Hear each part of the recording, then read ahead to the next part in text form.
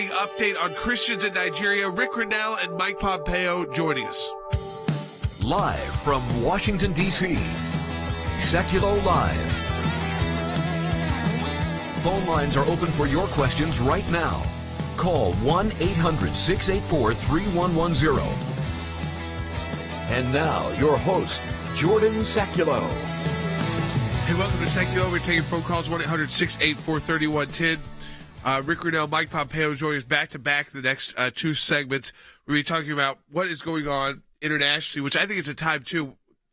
We have not, we focused internationally when we saw what happened with COVID. We focused internationally a bit when we obviously with the conflict in Israel and Hamas. But then when that's over, we've kind of said, okay, back to what's happening domestically. Understandably to a point, because of our own country's issues dealing with COVID, trying to reopen, getting back to a sense of normalcy. But when you do that, you start forgetting what is going on around the world. So we're going to be focusing in on that with two people who do know a lot about what's going around the world. Of course, with Rick Grenell and Mike Pompeo. One on Nigeria, this process of getting to a point as a country that for a while was actually a symbol of how Christians and Muslims could live together in a basically 50-50 a state, to a country that is no longer is able to protect its citizens and is considered a country of concern at the State Department because of the religious liberty issues. And then in Germany, seeing an uptick in support from Hezbollah and actual Hezbollah supporters on the ground in Germany. We were talking about that with Rick Grenell, who is a former ambassador to Germany. So there's a lot to talk about there. In our second half hour, too, we're getting into what's going on with Israel. So it's a lot of this, too. I think you've probably all seen a flash of the news. Is Prime Minister Netanyahu staying, going? What's happening there with this government? We're going to explain how that works. 5 elections in the last 3 years. So we're going to get into that as well and take your phone calls. You know, it's interesting because, Andy, the one thing you could say clearly about Israel, the politics are not predictable. We've been there with now we've worked with multiple prime ministers, going all the way back to Ariel Sharon was, I guess, the first one we really worked with in 2000. And then, of course, Benjamin Netanyahu, Ehud Barak. And then, go ahead, Andy, go ahead. We also worked with Ehud Olmert, as you remember, That's Jay, right, Ehud Olmert, in order too. to get the Patriarch of Jerusalem confirmed by the Palestinians, the Jordanians, and the Israelis. And you were instrumental in meeting with Ehud Olmert, the Prime Minister, me, and our colleague Stuart Roth at the Prime Minister's residence on the Sabbath. He made an exception for us, which is an enormous concession that he made. So we know the complexity of the multifaceted view of politics in Israel and generally in the Middle East, too. Yeah, and in, of course, Israel, it's coalition governments, and we're going to explain what all of that means because there's a lot of moving parts right now. It looks like a new coalition's been formed, that Benjamin Netanyahu may be out. But let me tell you what you do with Israeli politics. You could have a coalition, and it literally lasts. And, Jordan, you know this. Could last for a month, a week, and it could be over. Well, and they haven't. I mean, just announcing that you have one is not the votes. It's not actually moving forward. So then you've got to actually have those people formalize their votes. And after you're elected, they're just like here. You know, if you can elect someone who ran as a Democrat. They can decide they want to become a Republican, and they can do that after you elect them. But that happened in the United States Senate, right? Which shifted the balance of power to the Bush administration. Right. Exactly. And you then, as a voter, when the next election comes, you can decide if you like that or not. A lot of times, that's done to reflect the demographics in your state. In Israel's issue, there's been a coalition of move to say Netanyahu's been there long enough, basically. So you've got conservative members in it, liberal members in it, and the Arab parties in it. That's the real big question mark, how long they stay around. They're saying, because the Abraham Accords, they're saying, why are we not getting the benefits then of being in a state that's got all these resources, in a country that's got all this ability to take care of its citizens? But if you're not part of the government, you don't get as many resources. Exactly. And so, and then you got Hezbollah, which we'll talk with Rick about, increasing their footprint internationally, including Germany. So we got a lot to talk about. Share this with your friends. Let them know what's going on radio. Let your friends know. Looking forward to getting into conversations. Rick Grenell coming up, and then Mike Pompeo.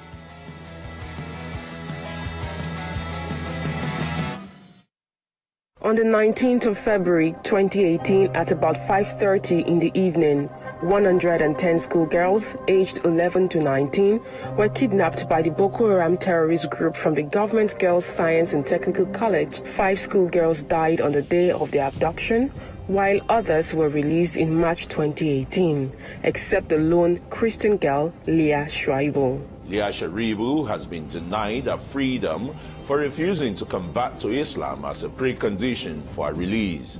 Leah's birthday has been chronicled as a journey of broken promises. Since 2013, we've actually done 17 submissions to the UN, pointing out the atrocities in Nigeria and specifically asking for Leah Sharibu's release. The ACLJ persists in bringing these civil rights and human rights violations before the international forums, and hopefully someday, somewhere, the governments in Africa, throughout the world, not just in Africa, but throughout the world, where we make these interventions, will come to and do something about the people who profess their Christian faith. These are real people involved in these. And sometimes, and Jordan, you've done these interventions, Cece's done the oral interventions, we all have.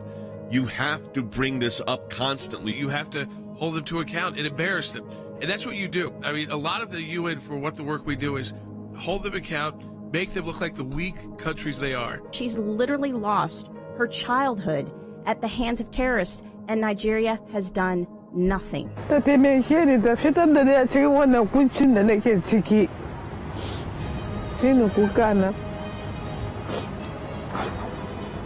continue to take every opportunity to point out human rights atrocities and typically taking on the underdogs. We don't stop advocating because we want to be the one voice that points this out.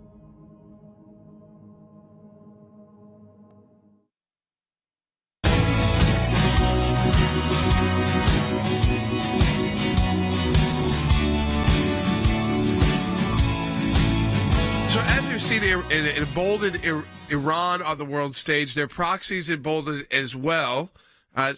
There's a report out now from one of the German state intelligence agencies about the growing number of Hezbollah supporters in Germany.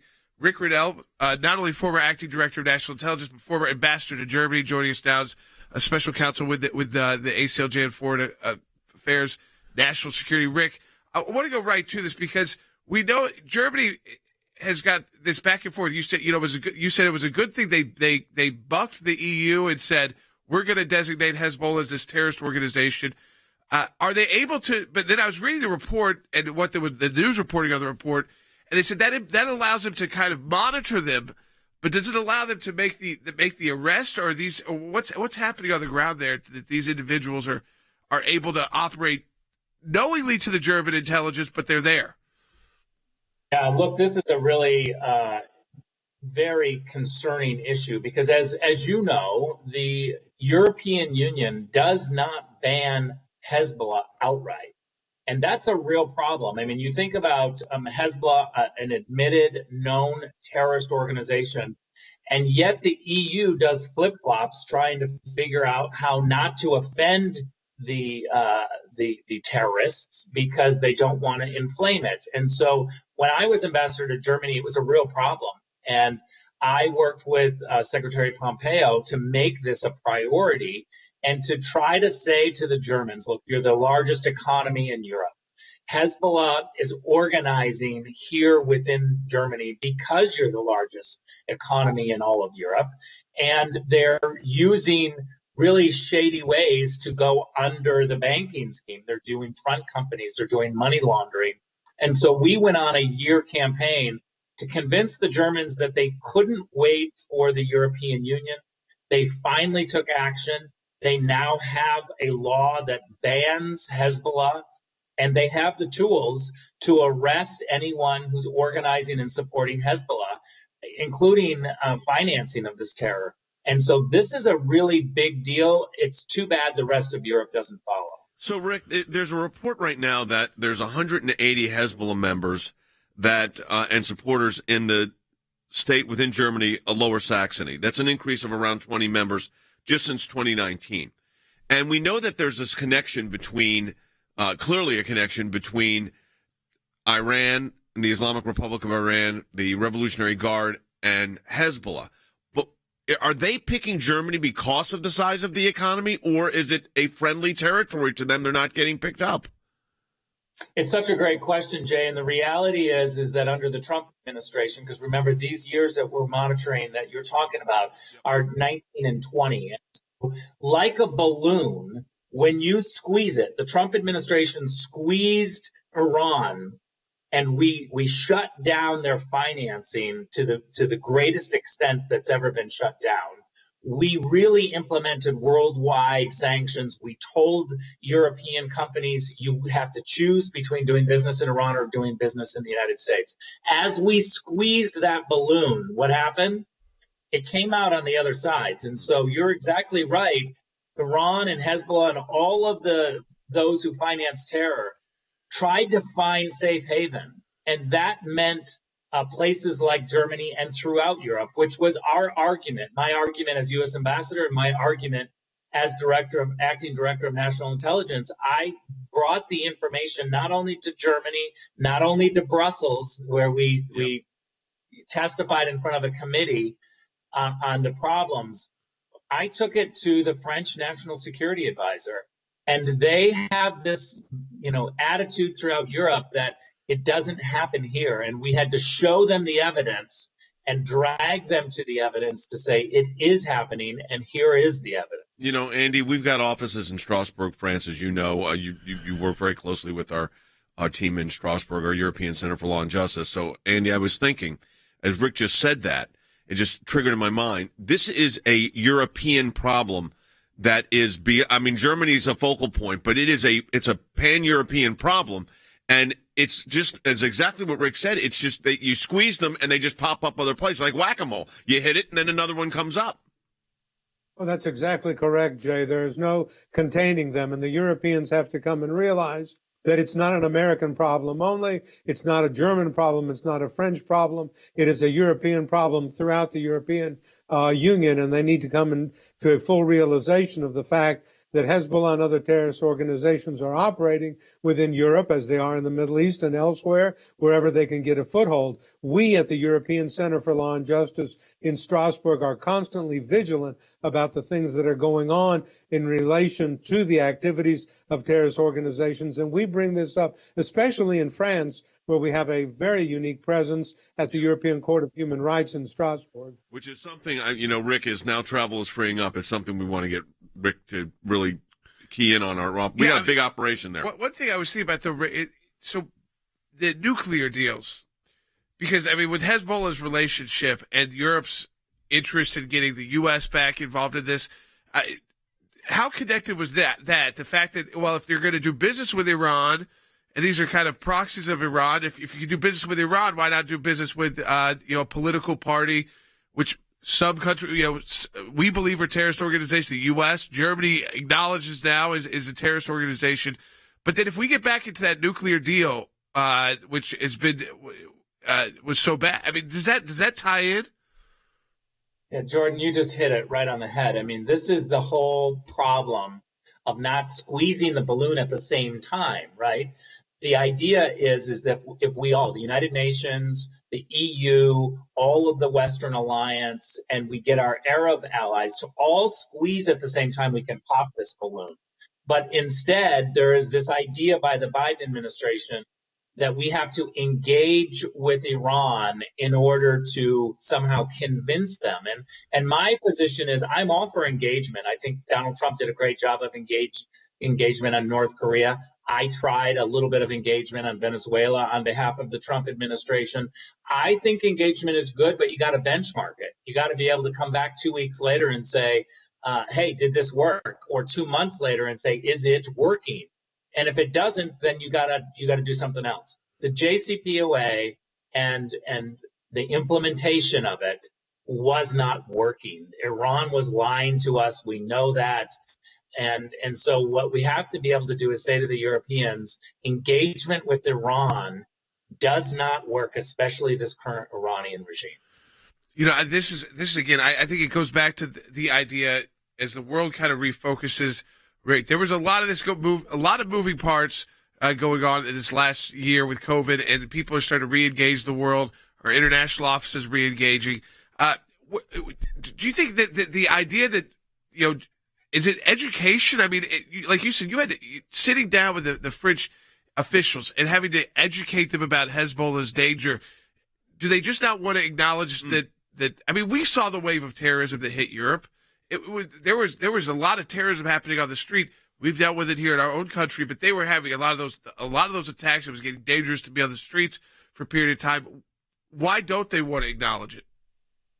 It's a great question. I should say that we share the goal. When I spoke to our allies in Brussels or in Paris or in Berlin, they all say they share the goals. They want to, ban Hezbollah's terrorist activities, but they don't believe that it's happening in their banking system. And so what it requires is a team of people to show them the evidence. What I organized at DNI was a team, and I can't go into great detail of who's on the team and what countries are, but we have a team, and hopefully Avril Haines has continued this operation, but we have a team that's collecting the information and regularly sharing it with our European allies, getting our European allies to designate Hezbollah as a terrorist organization helps squeeze the balloon. It must be done, and I hope it's a priority. It certainly was in the Trump administration.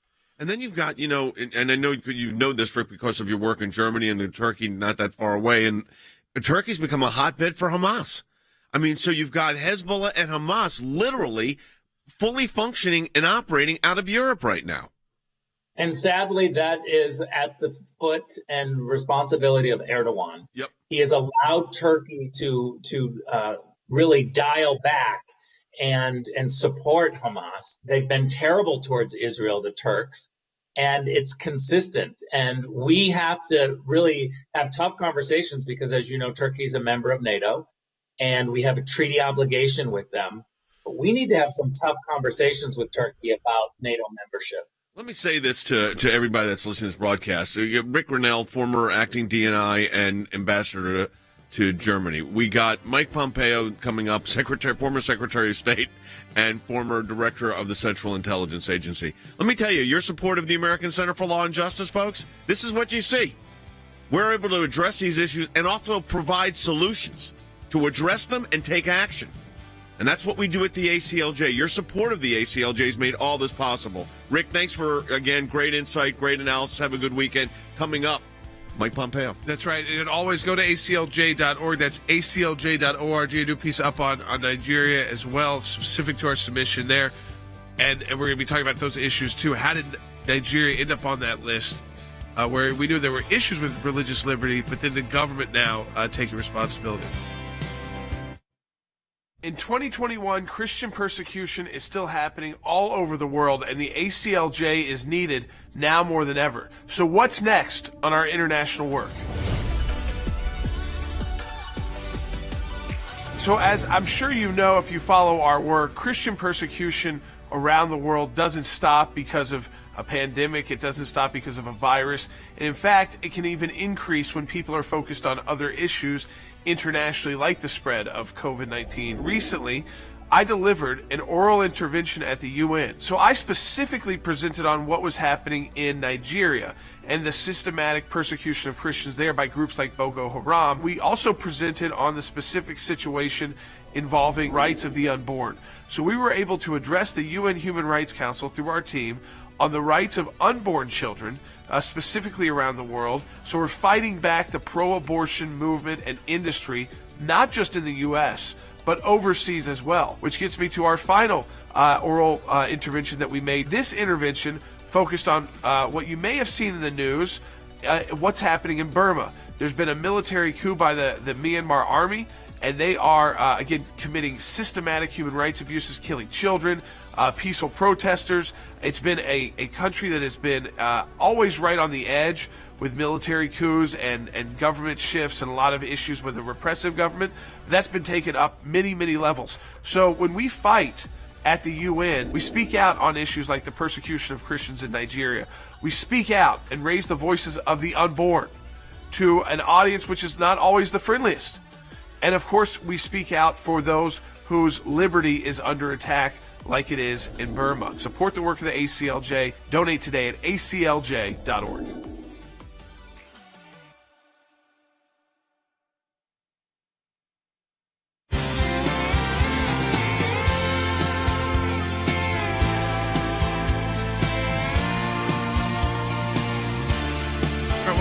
Sekulow, and again, take your phone calls, 1-800-684-3110.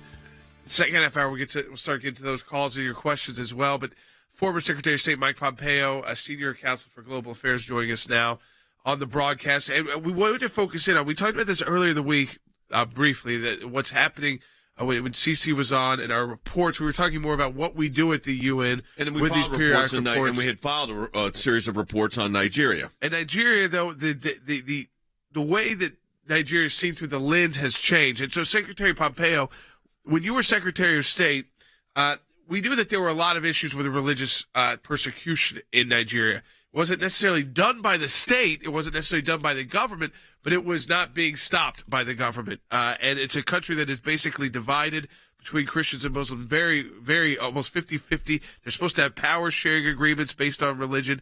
But you designated Nigeria as a country of particular concern. When the U.S. does that, what does that mean? What happened in Nigeria that changed?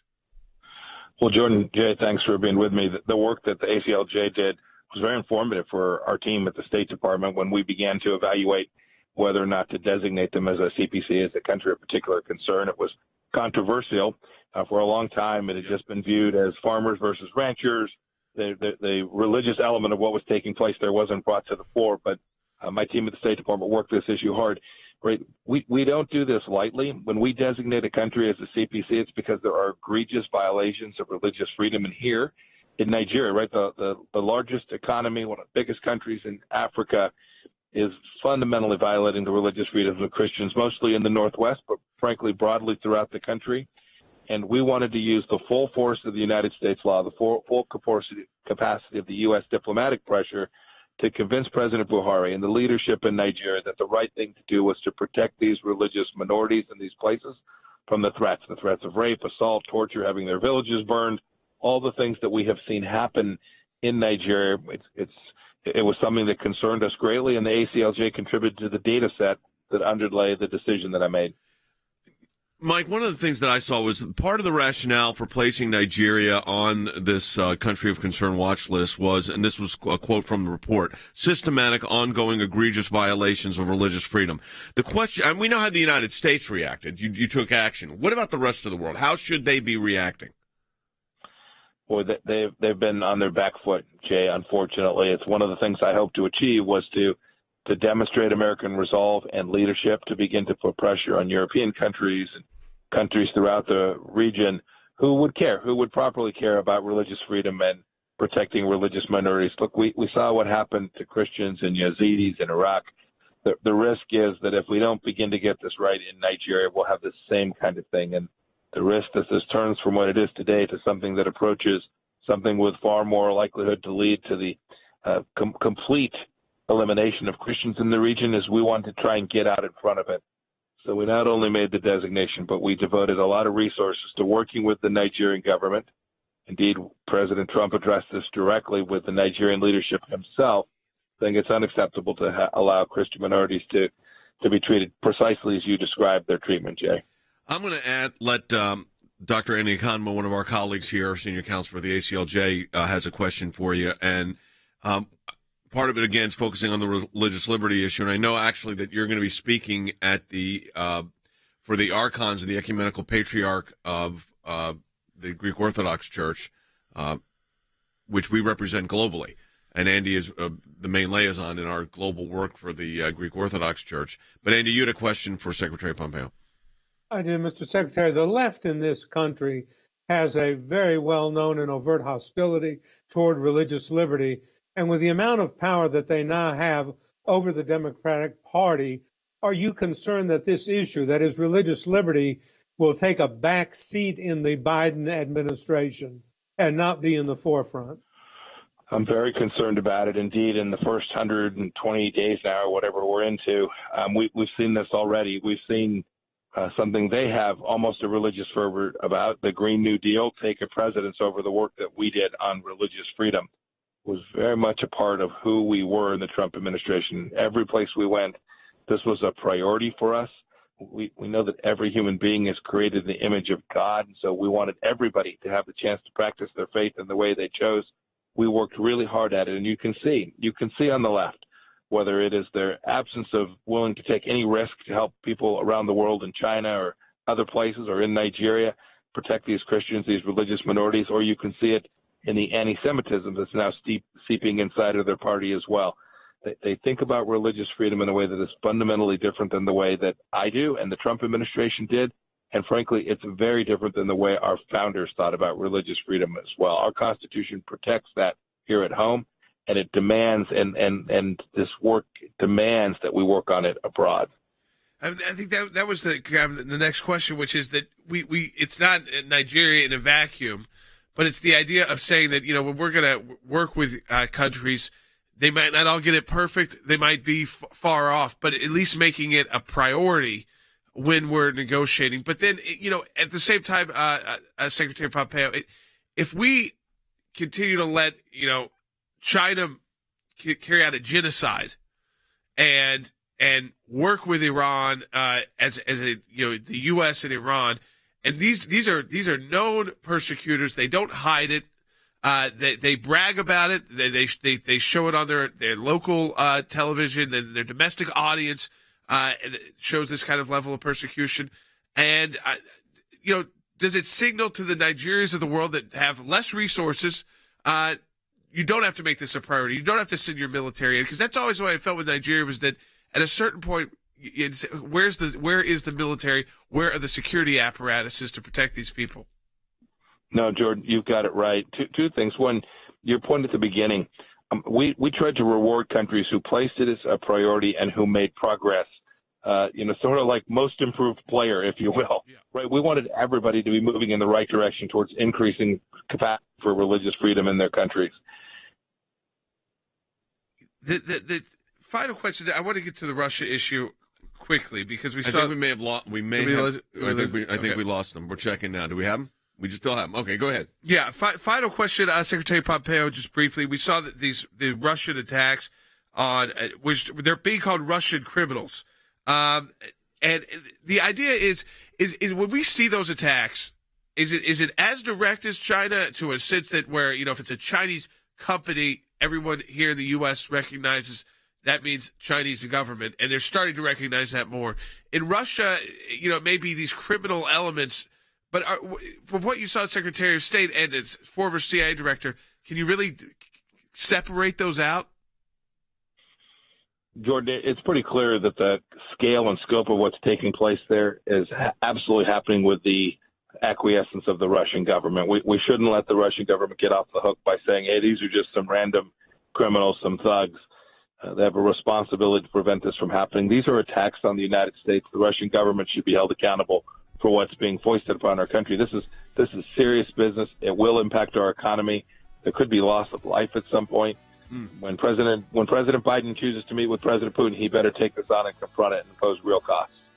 Former Secretary of State Mike Pompeo, also former director of the CIA and Senior Counsel for Global Affairs for the ACLJ. Thank you for your comments and for your work and your efforts, and thanks for being a colleague. It's making a huge difference for us at the ACLJ. Thanks, Mike. All right, folks, we'll be back second half hour coming up at 8.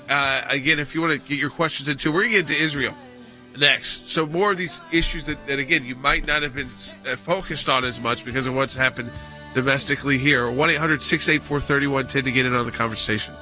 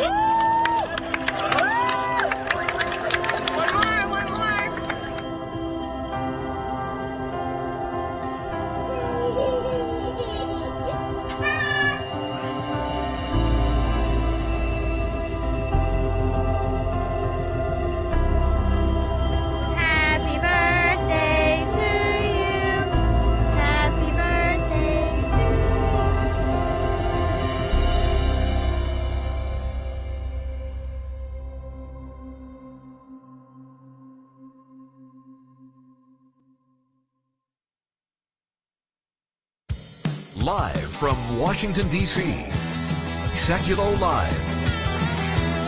And now, your host, Jordan Sekulow. All right, welcome back to say that first half hour, too. I think, something I want to reiterate, too, with Secretary Pompeo and the work of the ACLJ. And, it's been a work that we've been doing for decades now. But the fact that, a former Secretary of State talks about at his time as Secretary of State, how the ACLJ reporting on these issues, and we talked about with CC earlier in the week, these very extensive reports we do on these countries, what issues they're facing. Is it it's not that all these countries are perfect and their governments are perfect, but are they doing what they should for religious liberty, to keep what their promises they make, under their constitutions to their own people, and that's informing State Department decisions moving forward. I will tell you this is before Secretary Pompeo's time. This was under the Obama administration. We were doing work before South Sudan became an independent country. We were there.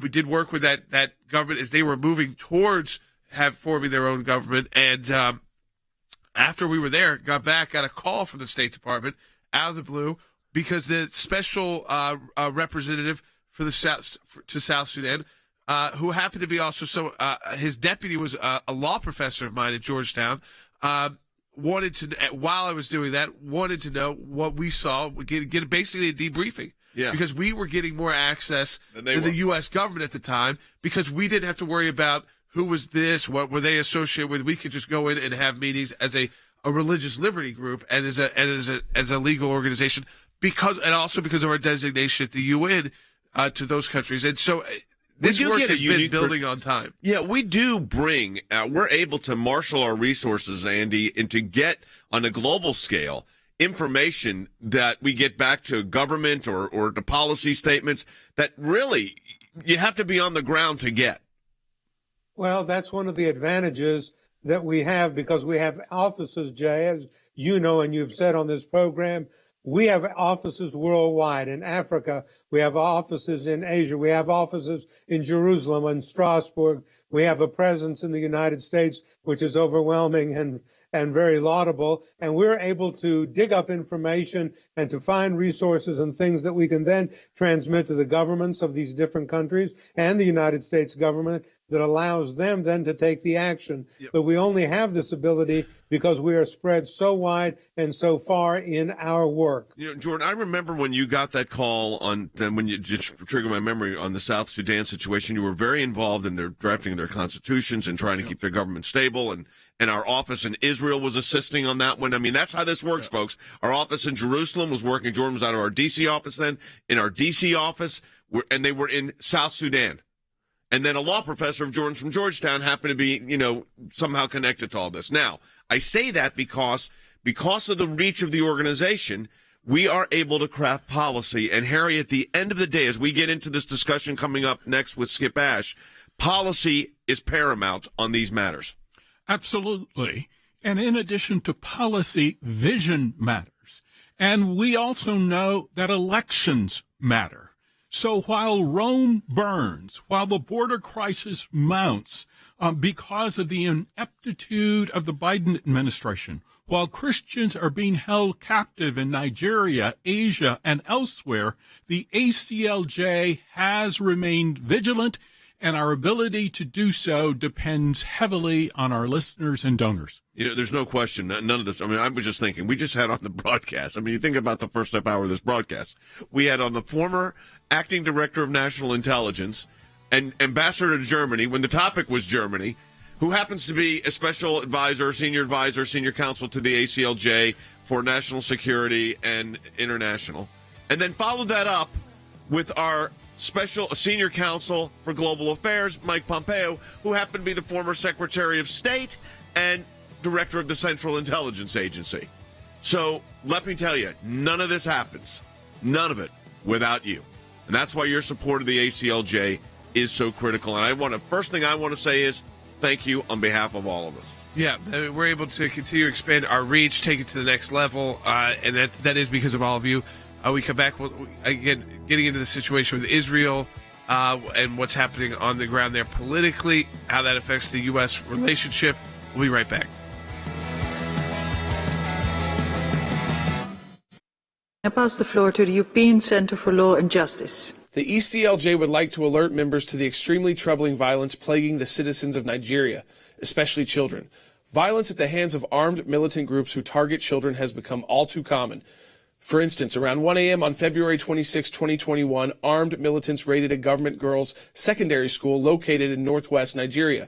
The gunmen broke into the school, fired their weapons, rounded up the schoolgirls, and then kidnapped nearly 300 girls by packing some into vehicles and forcing others on foot into a nearby forest. Just recently, the girls were released, with no indication as to whether the government paid a ransom for their release. Less than a week before, militants attacked another school. In December 2020, armed militants kidnapped over 300 boys from a school. Similarly, the boys were later released after negotiations. These attacks are still indicative of the escalating violence against children occurring in Nigeria. We have repeatedly told you the story of Leah Sharibu, who was abducted along with 110 other schoolgirls. To this day, she still remains in captivity. We've also seen an alarming uptick in religiously motivated attacks against Christian populations by radical Islamic militias such as Boko Haram and the Fulani herdsmen. The ECLJ respectfully calls upon Nigeria to take the action that's necessary to protect its children and calls upon members to assist Nigeria to end this crisis. Immediate action must be taken to secure the release of all children who are being held in captivity and prevent similar incidents from occurring in the future. We take every opportunity we can at the UN to point out human rights atrocities. And we do that in the Human Rights Council's general sessions, and we do that at the working group on your universal periodic reviews. Jordan, you've done these interventions. Cece's done the oral interventions. We all have. You have to bring this up constantly. You have to. It's not friendly territory at the UN, but you have to be there. It's the ministry of presence.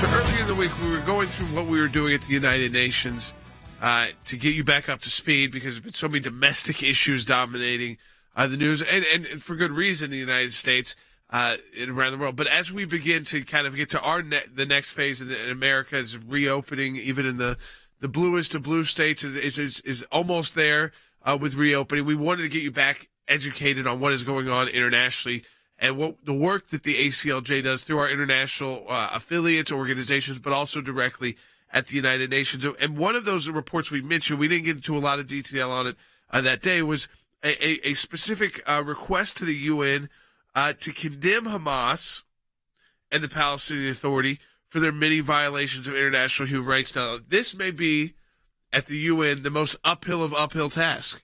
Clearly. But, if you would have told someone that, I'd say 6 years ago, that the U.S. was going to put their embassy in Jerusalem, no one would believe it. I mean, even because of the entrenched ideology. It didn't matter if you had a Republican president or a Democratic president, because you knew the advisors were going to come to him and say exactly what John Kerry said, which is that if you do this, whether you'd like to do it or not, you're going to cause the world to blow up. You're going to cause a third world war. And the past administration said, no, we're not. And in fact, we can actually move things forward.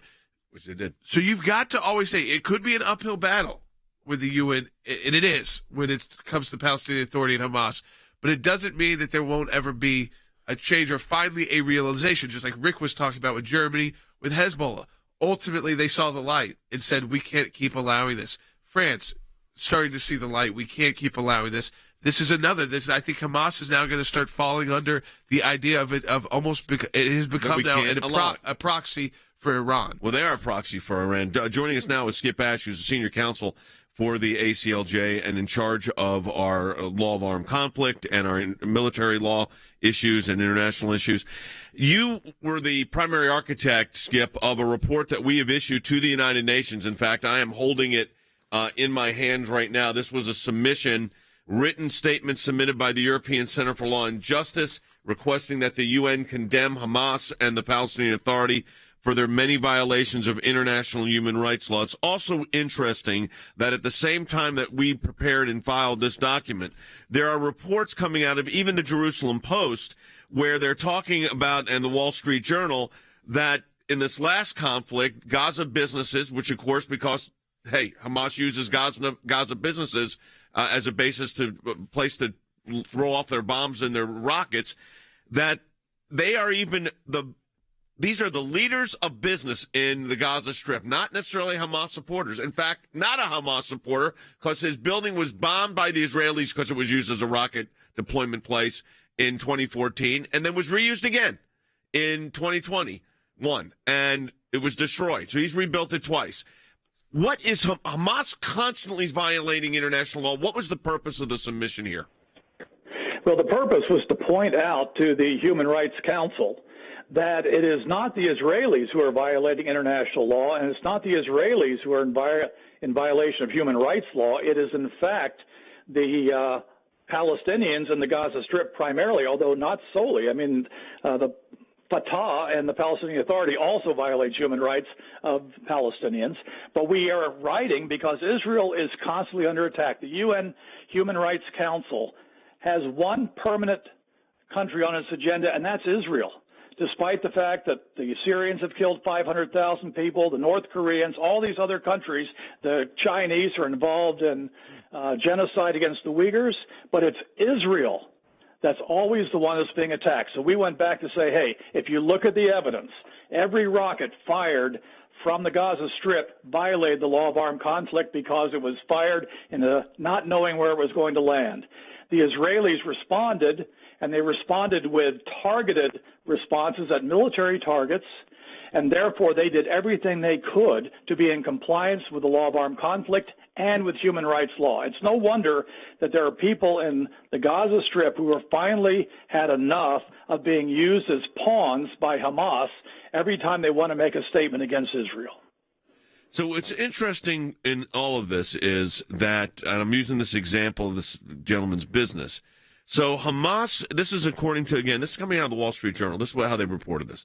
Hamas and Mr. Sinwar are now confronting the political, Harry, and economic fallout of repeated clashes with Israel, which have set back development in the Gaza Strip, home to more than 2 million Palestinians, half of whom live below the poverty line, according to the United Nations. The economic consequence of these engagements, these military flare-ups, are very significant for the people and for the region. Absolutely. They are absolutely massive. But I also would submit that the leaders of Hamas really don't care so long as they remain in power and so long as they have access to international funds to fuel additional violence long term and to increase the size of their own bank account.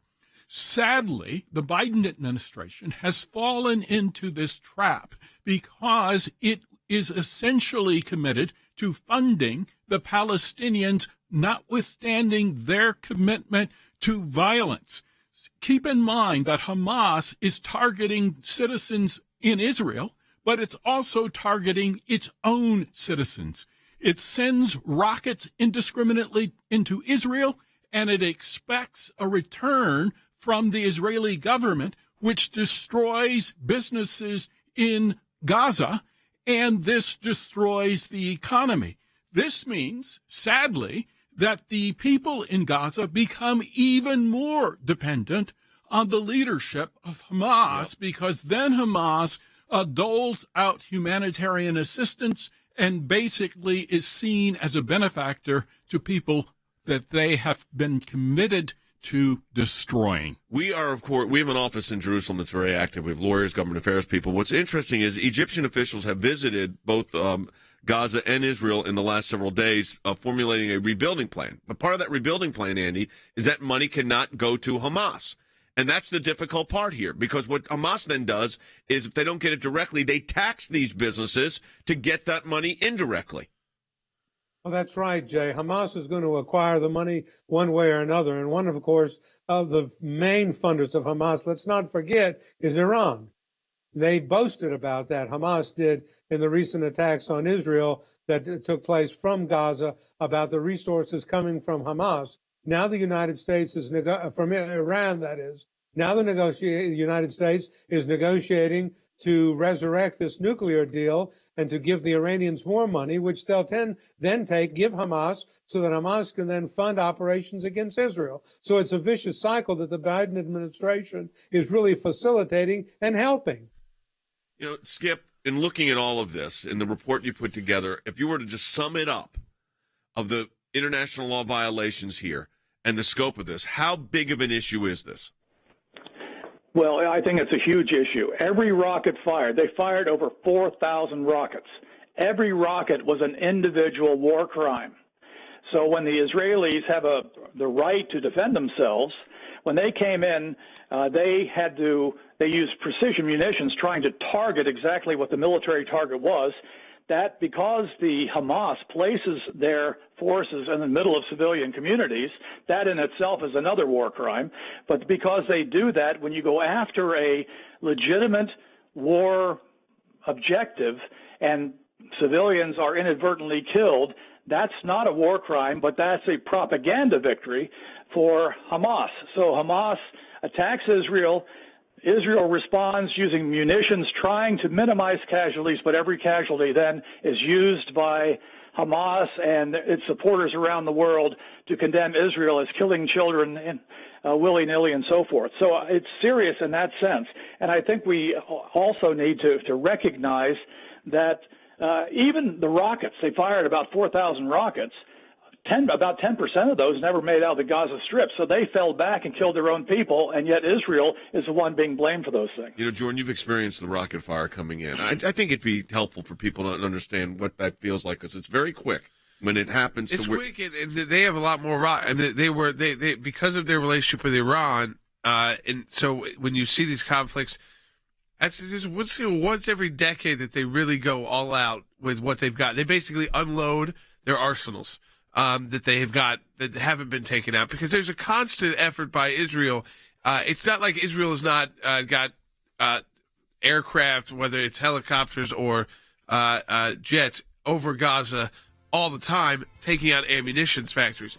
At the same time, there's been a significant change in the ability of Hamas to fire more sophisticated, even though they're not aimed in the sense. I mean, that Skip is talking about one of the human rights violations, the way that those are not specifically targeted military installations. They are just fired off, but the rockets are getting longer range. They were hitting Tel Aviv. They weren't just hitting the border towns. They weren't just hitting the border cities, and that changes the mindset of the people too. So it's a difference between a rocket, let's say, being fired from Mexico to Texas, and saying Mexico to Chicago. I mean, so that's where the change has been. Their sophistication because of the Iranian support. We'll be back talking about what's going on in Israel politically as well in the next segment. On the 19th of February 2018 at about 5:30 in the evening, 110 schoolgirls aged 11 to 19 were kidnapped by the Boko Haram terrorist group from the government Girls Science and Technical College. 5 schoolgirls died on the day of their abduction, while others were released in March 2018, except the lone Christian girl, Leah Sharibu. Leah Sharibu has been denied her freedom for refusing to come back to Islam as a precondition for her release. Leah's birthday has been chronicled as a journey of broken promises. Since 2013, we've actually done 17 submissions to the UN, pointing out the atrocities in Nigeria and specifically asking for Leah Sharibu's release. The ACLJ persists in bringing these civil rights and human rights violations before the international forums, and hopefully someday, somewhere, the governments in Africa, throughout the world, not just in Africa, but throughout the world, where we make these interventions, will come to and do something about the people who profess their Christian faith. These are real people involved in these. And sometimes, and Jordan, you've done these interventions, Cece's done the oral interventions, we all have. You have to bring this up constantly. You have to hold them to account and embarrass them. And that's what you do. I mean, a lot of the UN, for what the work we do, is hold them account, make them look like the weak countries they are. She's literally lost her childhood at the hands of terrorists, and Nigeria has done nothing. We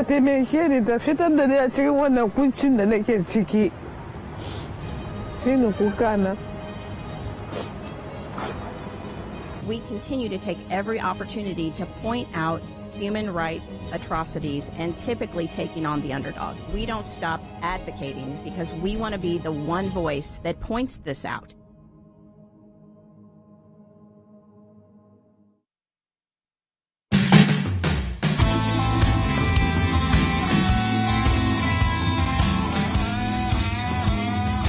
talking a lot about the security issues obviously facing Israel, the United States, Hamas, the conflict there that lasts about 11 days.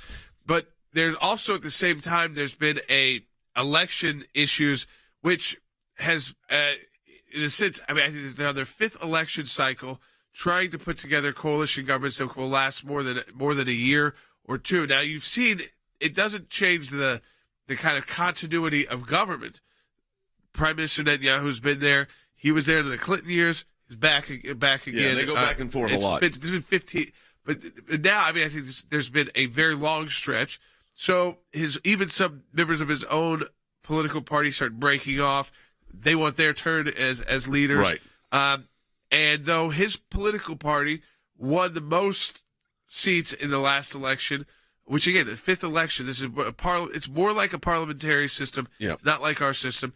That didn't matter. It wasn't like but whoever gets because it wasn't a majority.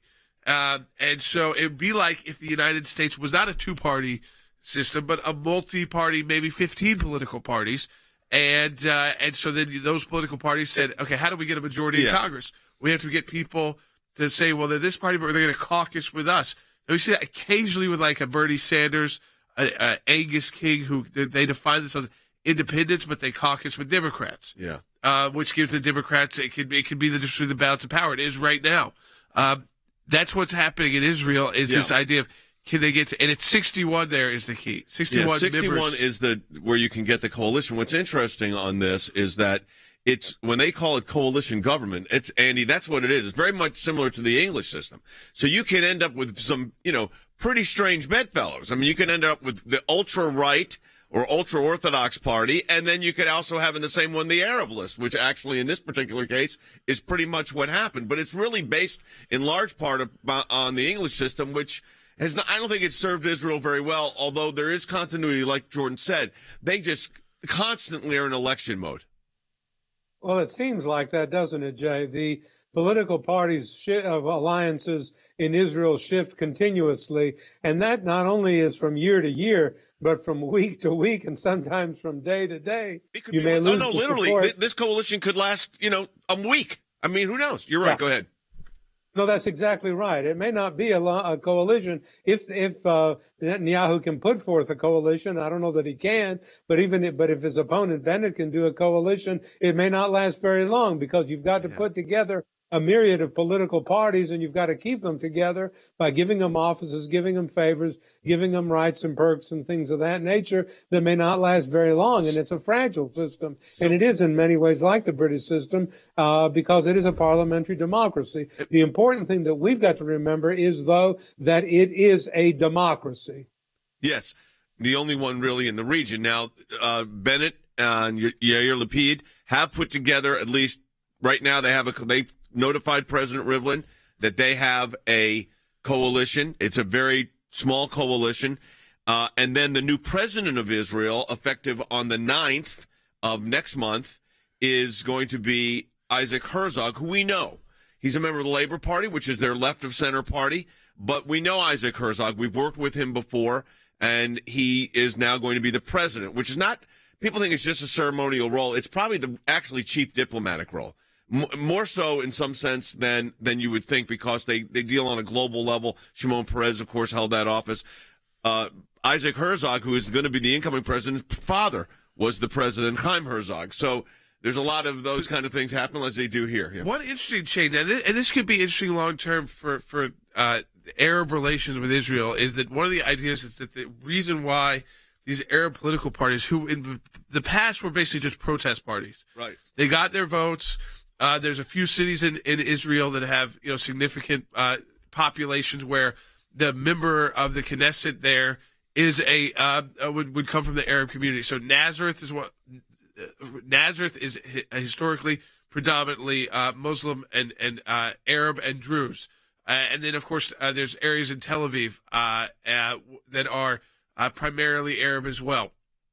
And they basically said, in the past it was until the Palestinian conflict is dealt with, and these are the Arabs who said, you know what, the Jews may be in charge now after 1948, but that's okay. We're staying here. We got our businesses, our families here. We're not going to start the conflict. Right. So, and there was some conflict on the streets there during the war. Obviously, that raises tension. But they said because of the Abraham Accords, that's given the green light to Arab political parties to say, we don't have to worry about we don't have to wait for the Palestinian issue to be resolved either. We can move forward and start reaping the benefits of what it would be like to be in the majority of a democracy. Yeah, and they are actually Palestinian Israelis that are the ones saying this. So I think the impact policy-wise, Harry, from a political perspective, has allowed this to happen. Whoever the coalition ends up being, the fact that the Arab Party decided to join a coalition is really significant. I think it is. I think it is a dramatic move within the context of Israeli politics. But also we should keep in mind that the Obama administration clearly engaged in a collusive effort within Israel to defeat Benjamin Netanyahu some years ago. So the open question now is whether America's left-wing State Department has intervened to drive Benjamin Netanyahu out of office.